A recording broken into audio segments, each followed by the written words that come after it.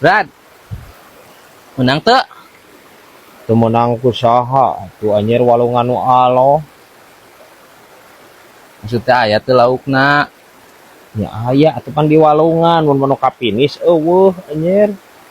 Dia masuk pertanyaan teh.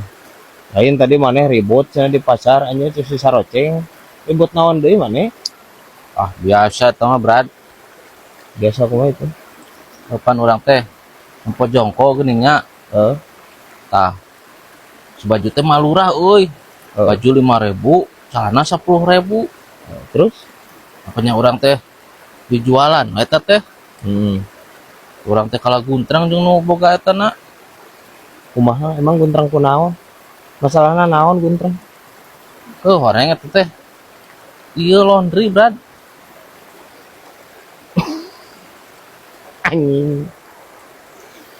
Ngomongin saremo. Jadi teu mikeun eta teh nu dagang teh. Itu Rek dibeli ku maneh teh. aing kalah kawirangan we anjing. Cek aingnya baca heula koplok. Ngomongin saremo anjing. Hanas geus ngotot saya teh merenya ka tukang kios teh.